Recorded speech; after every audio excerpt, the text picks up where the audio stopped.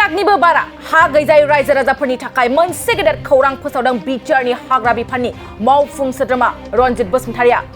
फिन आरोबाव 1 लाखनिबो बारा बिटिआरनि हा गैजायै रायजो राजाफोरनो हानि पट्टा राननानै होबावगोन बिटिआर सरकारा। बिटिआर ओनसोलनि रायजो राजाफोरनि थाखाय मोनसे गेदेर खौरां फोसावदों बिटिआरनि हाग्रा बिफाननि मावफुं सोद्रोमा रनजित बसुमतारिया। इउपिपिएल सरकार फैनायनिफ्राय बिटिआर ओनसोलाव हा गैजायै रायजो राजाफोरनो गोबां नखरफोरनो हानि पट्टा राननानै होबोगासिनो दं। मोनसे समाव हानि थाखायनो बिदा फंबायनि गेजेराव गोबां नांज्लायनाय बुज्लायनाय गोबां एना एनि दावराव दावसि जाबाय थायोमोन। नाथाय बिटिआर ओनसोलाव इउपिपिएल सरकार प्रमद बर'नि सरकार फैनायनिफ्राय बेफोर जेंनाया जोबस्रांनो हमबोगासिनो दं होननानै गोबां रायजो राजाफ्रा फोरमायदों।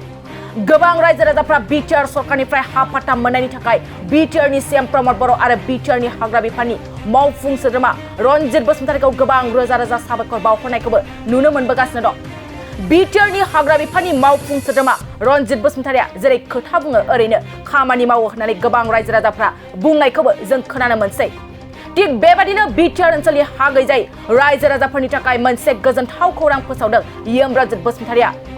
आरोबाव बिटिआर ओनसोलनि हा गैजायै रायजो राजाफोरनो 1 लाखनिबो बारा हा गैजायै रायजो राजाफोरनो हा पट्टा होनायनि थांखि फोसावो। बिथां रनजित बसुमतारिया फोरमायबावनाय बादिब्ला बिटिआर ओनसोलाव हा गैजायै रायजो राजाफोरनो थांनाय बोसोरथामनि गेजेराव गासै 86,476 नखरनो हा पट्टा राननानै होबाय इउपिपिएल सरकारा।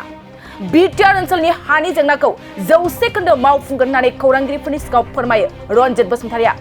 बिथां रनजित बसुमतारिया खौरांगिरिफोरनि सिगाङाव मा फोरमायखो आबुङै मिथिना लानि फै। जोंनियावहाय 60% बांसिन मानसिया दाबो हा गैया बिटिआरआव।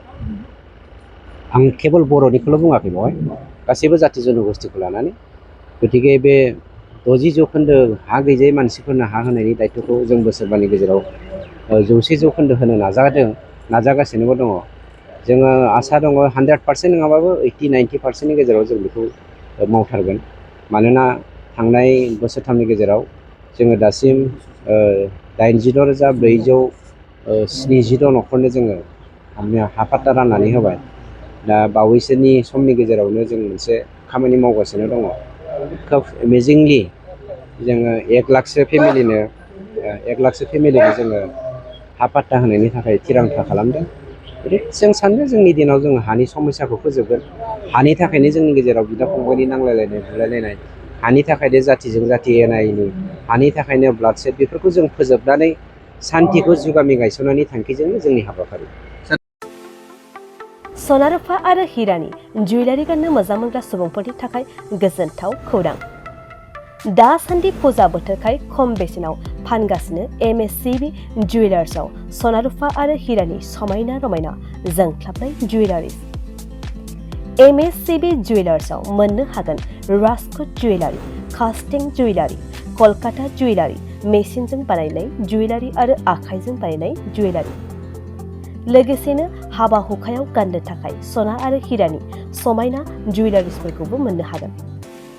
एमएससिबि जुवेलार्सआनो दं क'क्राझार सहरजों नांजाबनाय क'क्राझार रेल गेटनि साखाथि वार्ड नं 5 बिबेकानन्द पथआव। एमएससिबि जुवेलार्सजों थोंजोङै जगाजग खालामनोबो हागोन 9954273079 जानबुं अनजिमायाव।